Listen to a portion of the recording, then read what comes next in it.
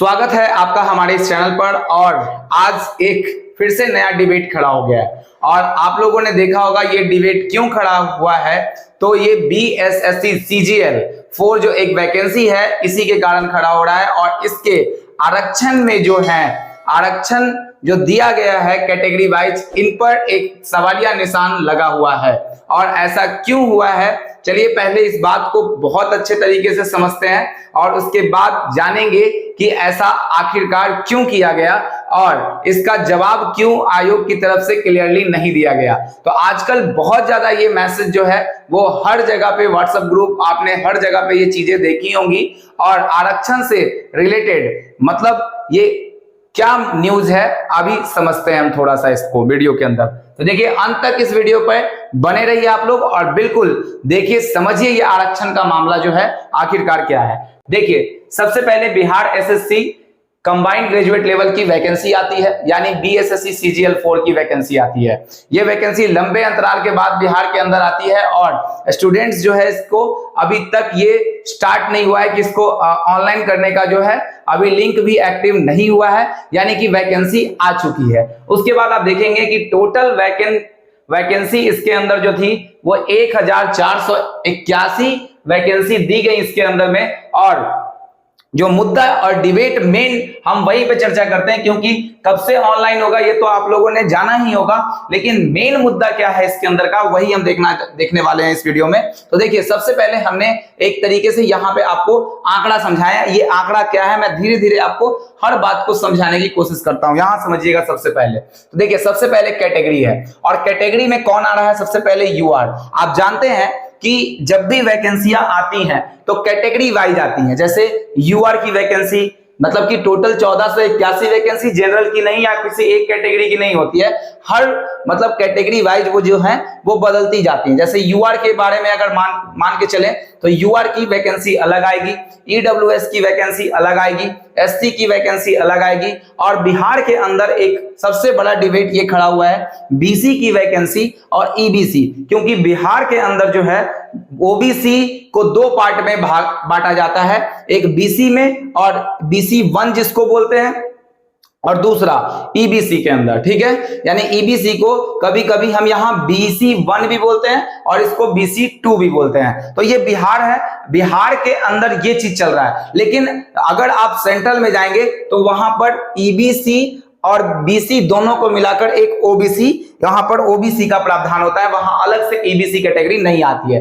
लेकिन मेन मुद्दा क्या है यहाँ पर, इस मुद्दे को समझना है कि जैसे अगर हम बात करें UR की तो आप देख रहे होंगे कि कोई भी वैकेंसी के अंदर जो है लगभग 50%, मैं ये एग्जैक्ट आंकड़ा नहीं बता रहा हूं, मैं आपको एक रफली आइडिया देने की कोशिश कर रहा हूं कि ऐसा अमूमन हर एग्जामिनेशन के अंदर होता है। तो यहां पर देखिए 50% रिजर्वेशन। और रिजर्वेशन क्यों दिया जाता है, तो रिजर्वेशन जो होता है वो आर्थिक रूप से या सामाजिक रूप से या जातिगत रूप से, यानी कि जो पिछड़े हुए लोग होते हैं उनको आगे प्रोत्साहित करने के लिए उनको ये आरक्षण प्रदान किया जाता है। तो आप देखेंगे कि UR के अंदर 50% आरक्षण मैक्सिमम मिलना चाहिए, मैक्सिमम 50% आरक्षण के आसपास होना चाहिए।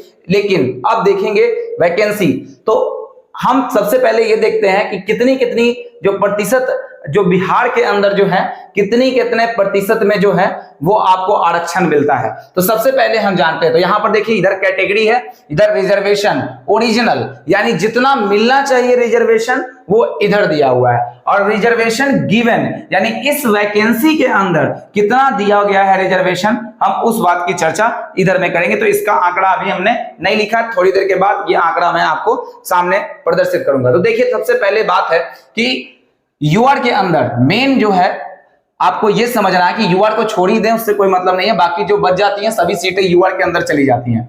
तो EWS के अंदर ध्यान से सुनेंगे, हम यहाँ पे ये चीज को आंकड़ा मिटा देते हैं, ठीक है ना। बाकी जो भी वैकेंसी हट के आती है वो UR के अंदर जुड़ जाती है, ये बात आपको ध्यान रखना है। तो यहाँ पर देखेंगे कि EWS जो है उसको 10% जो है वो आरक्षण का प्रावधान है, यानी कि बिहार में या पूरे आप सेंट्रल में भी जाएंगे तो EWS को 10% आरक्षण मिलता है। कमजोर जो होते हैं आर्थिक रूप से कमजोर पिछड़े होते हैं उनको, और ये यूआर का ही एक कैटेगरी है जिसमें अलग से प्रावधान बनाया गया था इसका, जिसके अंदर 10% आरक्षण मिलता है। उसके बाद एससी कैटेगरी का जो होता है वो आपको 16% जो है वो इसका आरक्षण मिलता है। इसका 16% आपको आरक्षण मिलेगा, यानी कि जितनी सीटें हैं 100% के अंदर सभी सीटों को आप 100% मान सकते हैं, और इस 100% सीट में से 10% तो ईडब्ल्यूएस को चला जाता है। उसके बाद एससी को कितना परसेंट जाएगा, तो देख रहे हैं आप आंकड़ा 16% सीट जो है वो एससी को चला जाएगा।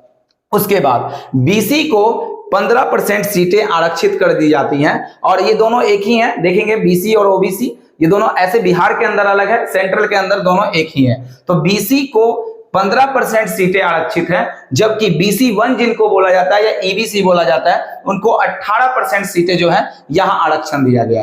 आप इन सबको अगर ऐड कर देंगे तो बाकी जो भी कैटेगरी यहां पर बच के आते हैं वो सभी जगह और बटेंगे, तो अलग बात है। तो यहां पर देख लीजिए 18 को जोड़ लीजिए, 15 को जोड़ दीजिए, 16 को जोड़ दीजिए और 10 को जोड़ दीजिए, ठीक है।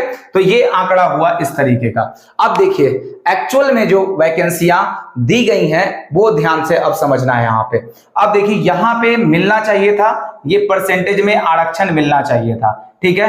अब देखते हैं ध्यान से क्या हुआ कि इसके अंतर्गत जो है ना, ध्यान से समझते हैं, इस यूआर के अंतर्गत 800 यानी 1481 वैकेंसी के अंदर में 825 वैकेंसी जो है वो गिवन है, आप समझ सकते हैं। यानी कि इतनी वैकेंसी दी गई है, और अगर आप इसका परसेंटेज निकालेंगे तो ये लगभग परसेंटेज बनेगा 55.7% के अराउंड, यानी कि 55.7% के अराउंड। आप कह रहे होंगे यहां क्या मतलब है, यहां क्या हो गया?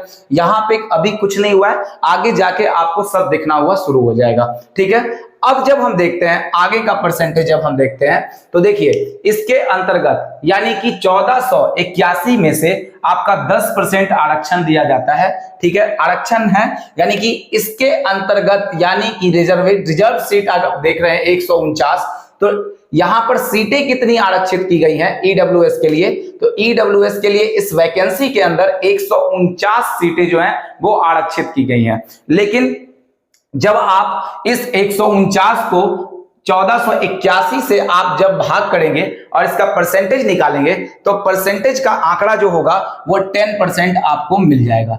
तो आप तो कहेंगे कि अब तो फिर भी ठीक है, कहां पर गड़बड़ हो रहा है, यानी 10% आरक्षण मिलना चाहिए था ओरिजिनली और मिल भी रहा है 10%। यहां तक मामला बिल्कुल ठीक था। आगे बढ़ते हैं, अपने आप आपको रास्ता दिखना शुरू हो जाएगा कि गड़बड़ी कहां है। अब देखते हैं यहां पर एससी की सीटें हैं। अब एससी की सीटें मिलना कितना आरक्षण चाहिए आप बताइए? मिलना चाहिए 16%, और दी गई सीटें इस वैकेंसी के अंदर कितनी है? तो 143। दी वैकेंसी कितनी है? 143 है, ठीक है। ये मैंने मेमोराइज करने के लिए डेटा को यहां से लिखा है और यहां से मैं आपको यहां समझा रहा हूं, इसलिए आप थोड़ा सा यहां पर कोऑपरेट करेंगे। तो यहां पे 16% जो वैकेंसी है ओरिजिनली दी जानी चाहिए थी, लेकिन दी गई कितनी? सिर्फ सीटें 143 इसके अंतर्गत। जब हमने इसका परसेंटेज निकाला 143 का, तो ये परसेंटेज बन गया 9.65%। अब यहां पर मैटर बना। अब आप यहां समझिए कि अगर 143 का अगर आप 16% आपको सीट चाहिए था, तो 143 का 16% आपको निकालना चाहिए, यानी कि उतनी सीट आपको मिलनी चाहिए थी। लेकिन एक्चुअल में मिला कितना? 143 सीट ही आपको मिला।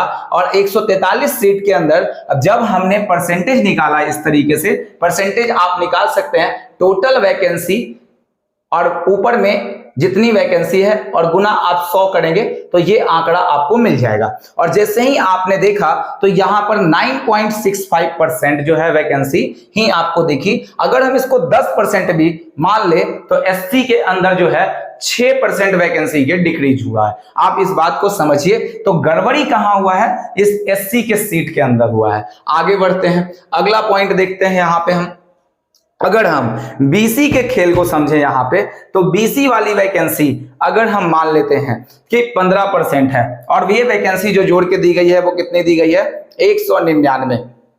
अगर 199 का आप परसेंटेज निकालेंगे तो 199 सीटें जो है ना वो दी गई हैं इस वैकेंसी के अंदर, और अगर आप इसका परसेंटेज निकालेंगे तो निकलेगा लगभग 13.43। ये लगभग ठीक है, मान सकते हैं कि बीसी की जो वैकेंसी है वो लगभग आपको ठीक से दी गई है।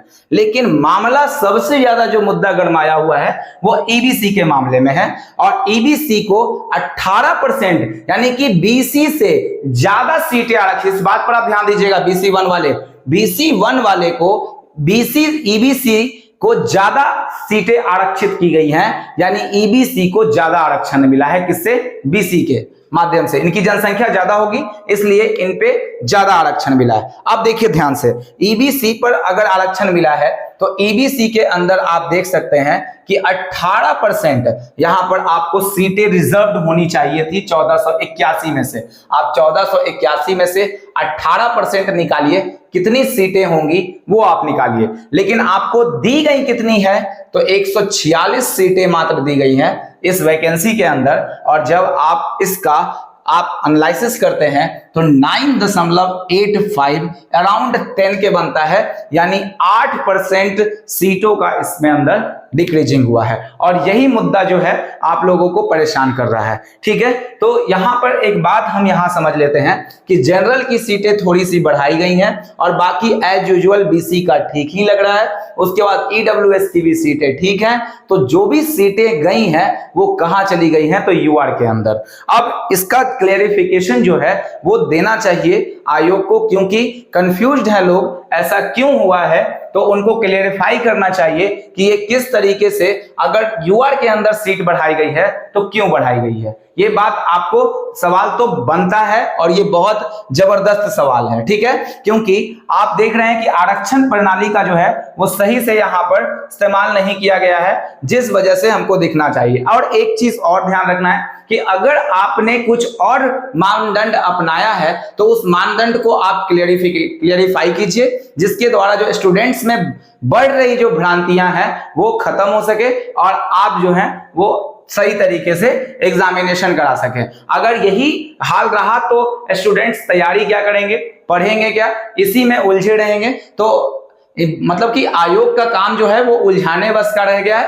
यानी कि अभी ही एसएससी का प्रोटेस्ट हुआ था, आपने देखा, और उसके बाद जस्ट ये प्रोटेस्ट, यानी कि इसके लिए भी एक मुद्दा उठ रहा है। तो हमने सोचा कि ये बात जरूर सरकार तक पहुंचाई जाए और इसका क्लेरिफिकेशन बहुत जल्द आना चाहिए। और लोग भी इसके रिगार्डिंग जो है, अगर कोई उनको बात पता है, कोई मुद्दा अलग से पता है, तो वो लोग भी जरूर इस वीडियो को बनाइए, ताकि स्टूडेंट्स को हर संभव जो है मदद मिल पाए। और आपने यहाँ पे हर चीज को क्लेरिफाई करने की कोशिश की है। ठीक है, तो वैकेंसी के अंदर आपने देखी सीट्स, यहाँ पे देखिए हमने हर चीज को आपको दर्शाया है। होना कितना सीट चाहिए था वो आप यहां से निकाल सकते हैं। जैसे 1481 है तो 10% निकालेंगे तो कितना आना चाहिए? 1481 का 16%, यहाँ ओरिजिनल सीट। हालांकि हमने ये सीट्स को जो दर्शाया है वो आपको इसके अनुसार दर्शाया, हमने यहाँ पर उसका पूरा क्लैरिफिकेशन कर दिया है। ठीक है, अब देखिए, और इसके ऊपर बहुत ज्यादा ही अभी डिबेट चल रहा है, तो आप लोग परेशान मत होइए, इसका हम लोग समाधान जरूर करेंगे और सभी लोग मिलकर इसका समाधान करेंगे। तो इनका जवाब तो देना ही पड़ेगा, क्योंकि ईडब्ल्यूएस की जो यहाँ पर लगभग 8% सीटें हैं वो कहाँ चली गई, और यहाँ पे जो सीटें हैं वो ये एससी के अंदर भी कुछ सीटें गड़बड़ पाई गई हैं। तो ये दोनों मुद्दा जो है वो गरमाया हुआ है, और अभी आप देख सकते हैं। और ये सब कहाँ जाके जुड़ा है? तो सीधे जनरल की सीटों में जाकर के ऐड हुआ है। लेकिन आपको सही तरीके से इन सभी चीजों पर क्लैरिफिकेशन देना चाहिए, क्योंकि स्टूडेंट्स में एकदम भ्रांतियां ना पहले, एकदम एग्जैक्टली वो अपने एग्जाम को फोकस कर सकें और तैयारी कर सकें। चलिए, अगर ये जानकारी आपको अच्छी लगी है तो इसको शेयर कीजिए, सब्सक्राइब कीजिए, और आगे इनको और ज्यादा सभी लोगों तक इसको शेयर कीजिए, ताकि सभी लोगों को ये मुद्दा जो है वो पता लग सके और लोग अवेयर हो सके। चलिए, मिलते हैं अगले वीडियो में, तब तक के लिए बाय।